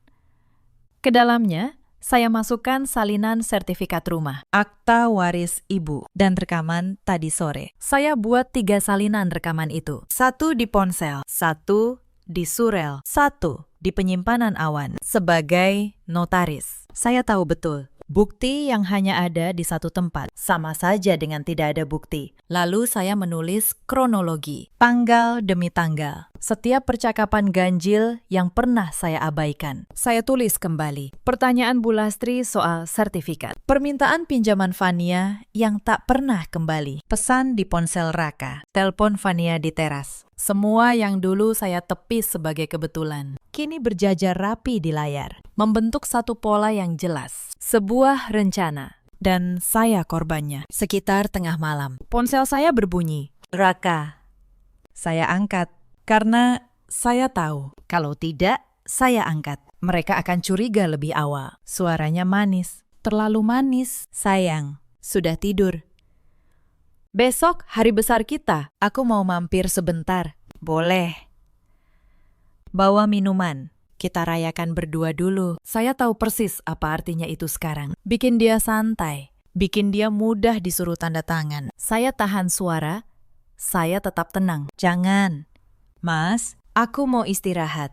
Besok kan harus cantik. Ia memaksa sedikit. Lalu menyerah. Setelah telepon ditutup, saya menatap dinding kamar lama sekali. Kalau saya tidak mendengar percakapan sore tadi, malam ini, saya akan membuka pintu untuknya. Saya akan minum bersamanya. Dan mungkin besok pagi. Dengan kepala berat dan hati melayang. Saya benar-benar akan menandatangani apapun yang ia sodorkan. Saya merinding membayangkannya. Lalu pesan masuk lagi. Kali ini dari Bu Lastri. Nina sayang, selamat tidur ya. Besok kamu resmi jadi anak tante. Tante sudah anggap kamu seperti anak sendiri. Beberapa bulan lalu, pesan itu akan membuat mata saya berkaca-kaca. Malam ini, saya membacanya sambil tersenyum getir. Anak sendiri, anak yang rumahnya hendak kalian jual diam-diam. Saya membalas pendek. Terima kasih. Bu, selamat malam. Tangan saya tidak gemetar sama sekali saat mengetik. Menjelang pagi, saya menelpon Tante Mira sekali lagi, memastikan rencana. Beliau menjelaskan satu persatu dengan sabar. Pertama, saya tidak boleh menandatangani dokumen apapun, dalam kondisi apapun. Kedua, saya harus menghadapi mereka di tempat yang ramai dan terbuka, bukan di ruang tertutup, tempat mereka bisa menekan saya. Ketiga, bukti harus saya pegang sendiri. Jangan pernah saya serahkan aslinya pada siapapun. Dan yang paling penting, Nina, kata beliau, jangan biarkan mereka membuatmu merasa bersalah. Kamu tidak membatalkan apapun. Mereka yang sudah membatalkan pernikahan ini. jauh sebelum kamu, saat mereka memutuskan menjadikanmu mangsa. Kalimat itu memberi saya kekuatan terakhir yang saya butuhkan. Saya tidak tidur malam itu, tapi anehnya, saya tidak lelah. Saya merasa seperti seseorang yang baru saja terbangun dari mimpi panjang selama 4 tahun. Baiklah, kata saya sekali lagi, saat fajar mulai menyingsing. Hari ini bukan hari pernikahan saya. Hari ini, hari saya mengambil kembali hidup saya. Pagi hari ponsel saya berbunyi tanpa henti. Pesan dari Prias, pesan dari pihak hotel, pesan dari Raka. Selamat pagi, calon istriku. Hari ini, hari kita. Aku tidak sabar dengan emoji hati. Saya menatap pesan itu lama sekali, 4 tahun lalu. Pesan seperti ini akan membuat jantung saya berbunga. Sekarang, saya hanya merasa mual. Saya tidak membalas. Saya tidak memakai gaun pengantin. Saya memakai blazer kerja warna abu, kemeja putih. Rambut diikat rapi, bukan pakaian pengantin, melainkan pakaian seseorang yang akan menyelesaikan urusan penting. Saya menelpon Tante Mira. Beliau mengangkat di dering kedua. Nina, ada apa, sayang?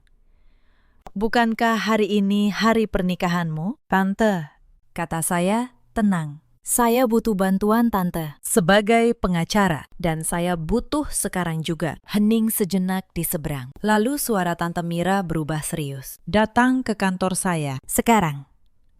Saya melaju ke kantor Tante Mira di kawasan Kuningan. Di sana, saya ceritakan semuanya. Saya putar rekaman itu. Saya tunjukkan dokumen rumah. Tante Mira mendengarkan dengan rahang mengeras. Ketika rekaman selesai, beliau menutup mata sejenak, lalu menghela napas panjang. Astagfirullah, katanya pelan.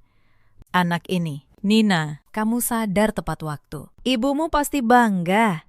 Lalu beliau menjelaskan posisi hukum saya dengan tenang dan jelas. Rumah Pondok Indah adalah harta warisan atas nama saya sepenuhnya. Selama saya belum menikah, harta itu sepenuhnya milik saya. Bahkan setelah menikah pun, harta bawaan dan warisan tetap menjadi milik pribadi, bukan harta bersama. Kecuali saya secara sukarela menandatangani perubahan. Mereka tidak bisa memaksa saya tanda tangan apapun. Dan rekaman ini, kata Tante Mira sambil mengetuk meja, adalah bukti niat penipuan dan penggelapan harta. Kalau kamu mau, ini bisa jadi dasar laporan. Tapi keputusan ada di tanganmu. Saya menatap dokumen di meja itu. Lalu saya berkata, saya tidak mau memenjarakan siapapun. Tante, saya hanya mau mereka tahu bahwa mereka salah memilih korban. Dan saya mau menyelamatkan rumah ibu. Tante Mira tersenyum. Kalau begitu, kita siapkan langkah-langkahnya. Tenang, hukum ada di pihakmu. Sementara saya di kantor pengacara, di hotel. Kekacauan sudah dimulai. Ponsel saya bergetar tanpa henti. Raka menelpon belasan kali. Lalu Bu Lastri, lalu Fania. Pesan-pesan masuk bertubi-tubi dari nada bingung, lalu panik, lalu marah. Nina, kamu di mana? Tamu sudah berdatangan. Pria sudah menunggu. Nina ini tidak lucu. Kamu mempermalukan keluarga kami. Saya membaca semua itu dengan tenang. Lalu saya matikan ponsel. Tante Mira menatap saya. Kamu yakin tidak mau ke sana? Menjelaskan langsung. Saya berpikir sejenak. Lalu saya berkata, justru saya mau ke sana, Tante. Tapi bukan untuk menjadi pengantin. Saya mau menyelesaikan ini di depan semua orang, di tempat yang seharusnya jadi hari bahagia mereka. Tante Mira menatap saya lama, lalu beliau mengangguk. Saya temani, bawa semua dokumen, bawa rekamannya. Kami berdua berangkat ke hotel. Lobi hotel itu mewah, karangan bunga di mana-mana. Tamu berpakaian rapi memenuhi ruangan. Di panggung depan, tertulis nama saya dan nama Raka dengan huruf emas. Pemandangan yang seharusnya membahagiakan saya. Tapi saya melangkah masuk dengan blazer abu dan tas berisi dokumen, bukan gaun putih. Begitu saya muncul, suasana langsung berubah. Bisik-bisik menyebar. Raka berlari menghampiri. Wajahnya merah antara lega dan marah. Nina, dari mana saja kamu? Kamu tahu betapa malunya aku? Kenapa kamu tidak pakai gaun? Di belakangnya, Bu Lastri tergopoh-gopoh. Senyumnya dipaksakan. Nina, Sayang, ada apa ini? ayo cepat ganti baju. Tamu sudah menunggu. Jangan bikin keluarga malu. Fania juga datang. Dengan ekspresi pura-pura cemas yang sekarang saya kenali sebagai acting. Saya berhenti di tengah lobi. Saya menatap mereka bertiga satu persatu. Lalu saya berkata dengan suara tenang, tapi cukup keras untuk didengar orang-orang di sekitar. Saya tidak akan menikah hari ini. Suasana hening seketika. Raka membeku. Nina, kamu bicara apa? Saya bilang. Ulang saya pelan. Saya tidak akan menikah dengan kamu hari ini atau kapanpun. Bu Lastri buru-buru tertawa, mencoba mencairkan suasana. Aduh, anak ini. Mungkin cuma grogi. Bapak Ibu sekalian, pengantin memang suka cemas. Beliau meraih lengan saya. Nina, jangan begini. Mari kita bicara di dalam saja. Jangan di sini. Saya menarik lengan saya pelan. Tidak. Bu, justru saya mau bicara di sini, di depan semua orang yang sudah Bu undang, supaya semua jelas. Wajah Bu Lastri mulai pucat. Saya mengeluarkan ponsel dari tas. Tante Lastri, kemarin sore, Tante menyuruh Raka membujuk saya menandatangani surat balik nama Rumah Pondok Indah. Rumah peninggalan ibu saya, yang harganya, kata Tante sendiri, 9 miliar. Ruangan mulai riuh. Tamu-tamu saling pandang. Wajah Raka berubah. Nina, kamu jangan ngarang. Itu fitnah. Saya menatapnya tenang. Fitnah. Lalu saya tekan tombol putar. Suara Bu Lastri mengalir keluar dari ponsel. Jernih dan jelas. Memenuhi keheningan ruangan. Pokoknya, begitu akad selesai, jangan tunggu lama. Raka, kamu bujuk dia tanda tangan surat balik nama secepatnya. Suara Fania menyusul. Rumah Pondok Indah itu sekarang harganya berapa? Bu. Lalu suara Raka. Santai. Dingin. Tanpa cinta. Lagian dia itu gampang. Nggak punya keluarga. Gampang dibikin percaya. Dikasih perhatian sedikit. Langsung luluh. Seluruh ruangan terdiam, lalu mulai berdesing oleh bisik-bisik yang membesar. Para tamu menatap Raka, menatap Bu Lastri, menatap Fania. Dengan wajah yang berubah dari heran menjadi jijik, Raka pucat pasi. Itu kamu rekam diam-diam. Itu ilegal. Tante Mira melangkah maju, tenang dan berwibawa. Saya pengacara Nina. Rekaman yang dibuat oleh salah satu pihak yang hadir dalam percakapan sah sebagai bukti permulaan, dan isi rekaman ini menunjukkan niat penipuan serta upaya penggelapan harta warisan. Saya sarankan kalian diam sekarang sebelum memperburuk posisi kalian. Bu Lastri terhuyung, dipegangi Fania yang juga gemetar. Nina, sayang, kita bisa bicarakan ini baik-baik. Saya menggeleng. 4 tahun, Bu. 4 tahun saya kira saya menemukan keluarga. Ternyata saya hanya target. Tante bahkan menyuruh Raka membuat saya mabuk semalam, supaya saya lebih mudah disuruh tanda tangan. Saya dengar semuanya. Para tamu mulai berdiri, beberapa menggeleng, beberapa berbisik tajam. Seorang ibu parubaya, kerabat dari pihak Raka, berkata cukup keras. Ya ampun, Lastri. Tega sekali kalian sama anak orang. Fania mencoba menyelamatkan keadaan. Ia maju. Suaranya tinggi dan panik. Itu rekaman editan. Mbak Nina memang sengaja mau menjelek-jelekan kami di hari pernikahan. Dia yang gila. Tapi suaranya tenggelam karena beberapa tamu sudah mulai merekam dengan ponsel mereka sendiri. Dan tatapan ruangan itu sudah berbalik sepenuhnya melawan keluarga Raka. Saya menatap Fania dengan tenang. Editan. Banya. Lalu siapa yang minggu lalu menelepon ibumu di teras rumah, lalu bilang, sebentar lagi kita kaya. Saya dengar itu juga. Saya hanya diam saat itu, karena saya masih berharap saya salah. Wajah Fania memutih. Ia mundur, tidak bisa berkata apa-apa lagi. Wajah Bu Lastri yang biasa penuh senyum, kini hancur total. Bukan karena malu pada saya, tapi karena malu di depan semua orang yang selama ini ia tipu dengan citra keluarga rukun, Beberapa kerabatnya sendiri sudah menjauh, memalingkan wajah, seolah tidak ingin terlihat bersama mereka. Salah satu paman Raka, yang tadinya duduk di kursi kehormatan, berdiri dan berkata dengan suara berat, "Lastri, ini benar. Kalian mau menjual rumah warisan anak ini? Saya kira keluarga ini terhormat." Bu Lastri tidak bisa menjawab. Ia hanya menunduk. Bibirnya bergetar. Saya menutup ponsel. Saya menatap Raka untuk terakhir kali. 4 tahun, Raka.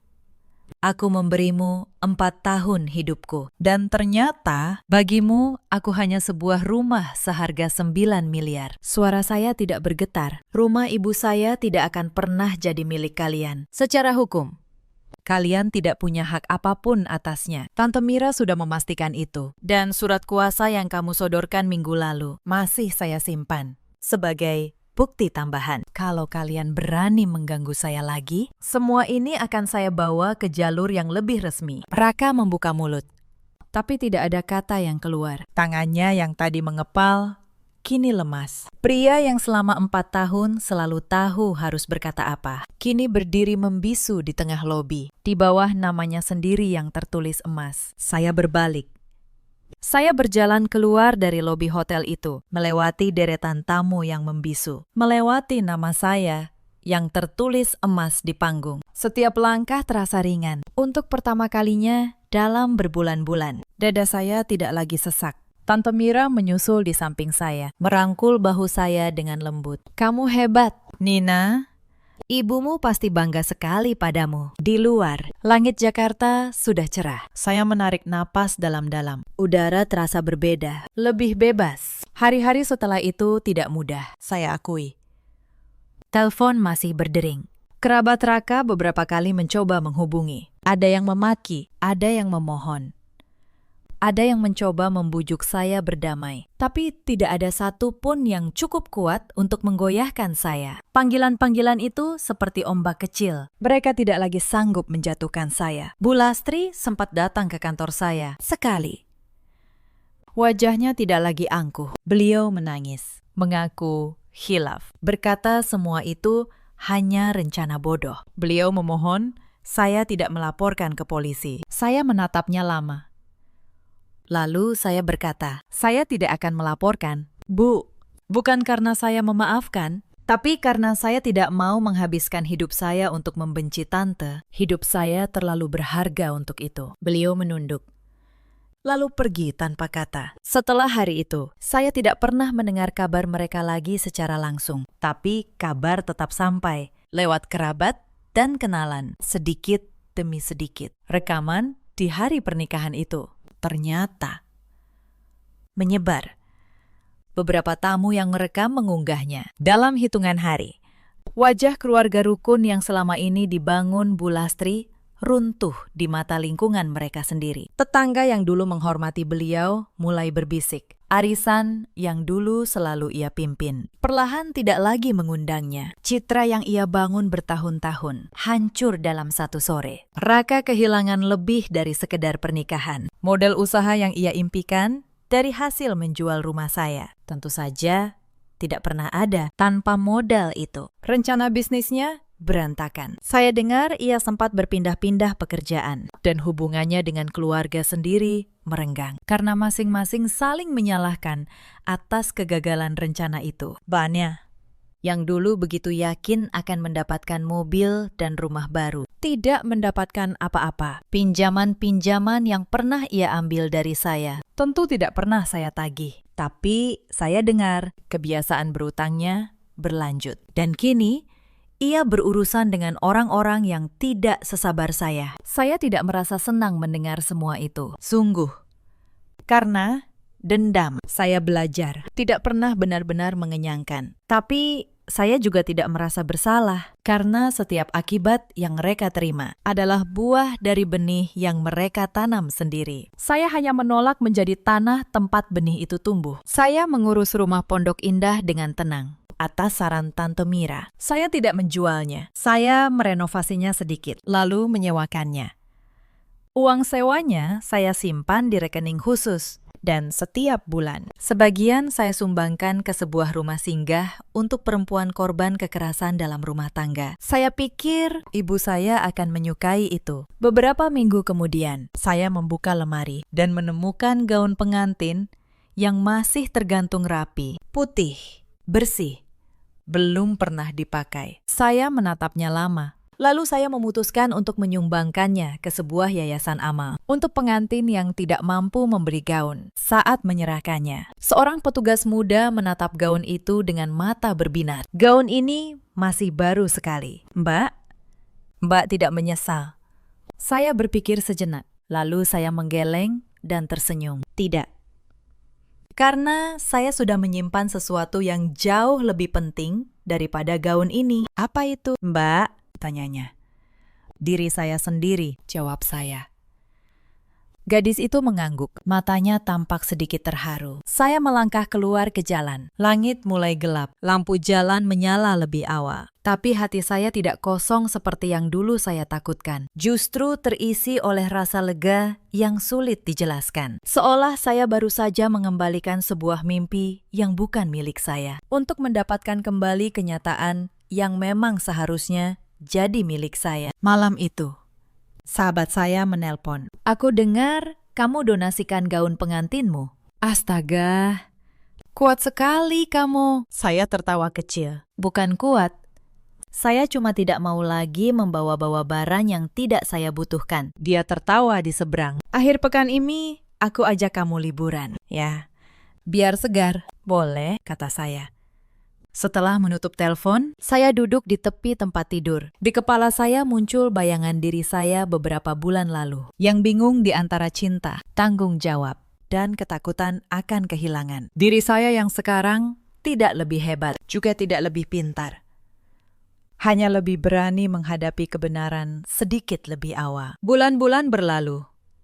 Pekerjaan saya berjalan baik. Suatu hari, atasan saya menyerahkan sebuah proyek besar kepada saya. Tanggung jawab lebih besar, tekanan lebih banyak. Tapi saya tidak lagi takut, karena sekarang saya tahu apapun yang terjadi, saya masih bisa berdiri dengan kaki saya sendiri. Malamnya, saya berdiri di balkon apartemen, memandangi kota dengan lampu-lampunya yang menyala. Setiap jendela di luar sana adalah sebuah kehidupan, sebuah pilihan. Saya tidak tahu seperti apa masa depan saya. Tetapi saya tahu satu hal, mulai sekarang, siapapun yang masuk ke dalam hidup saya harus menghormati batas-batas saya. Bukan untuk bertahan, tapi untuk hidup dengan baik dan jujur pada diri sendiri. Saya teringat kalimat terakhir ibu. Jangan pernah serahkan ke tangan orang yang tidak menghargaimu. Dulu saya tidak paham, sekarang saya mengerti bahwa yang beliau maksud bukan hanya rumah, tetapi juga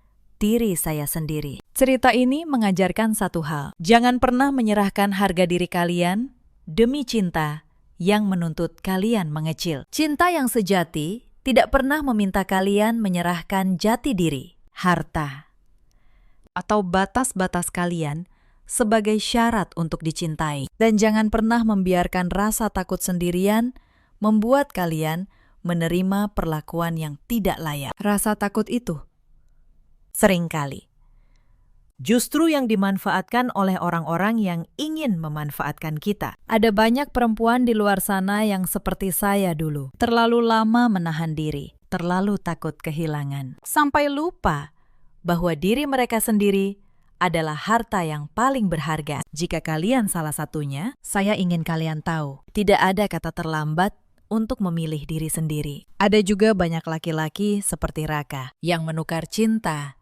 dengan hitung-hitungan. Dan ada pula para ibu seperti Bu Lastri yang lupa bahwa keserakahan pada akhirnya hanya menghancurkan diri mereka sendiri. Raka, kabarnya, gagal membuka usahanya. Bu Lastri dijauhi kerabat yang dulu ia tipu dengan citra keluarga rukun. Fania tidak pernah mendapatkan mobil yang ia incar. Sementara saya perlahan membangun kembali hidup saya, batu demi batu, di atas fondasi yang kali ini benar-benar milik saya. Dalam hidup, kita selalu punya pilihan. Pilihan untuk diam dan menerima, atau pilihan untuk berdiri dan menjaga diri sendiri. Saya memilih yang kedua, dan saya tidak pernah menyesal, bahkan sedetik pun, Atas keputusan yang saya ambil di sore terakhir sebelum pernikahan itu. Jika cerita ini menyentuh hati kalian, Ceritakan kisah kalian di kolom komentar. Mungkin ada seseorang di luar sana yang sedang membutuhkan keberanian yang sama. Dan satu cerita kecil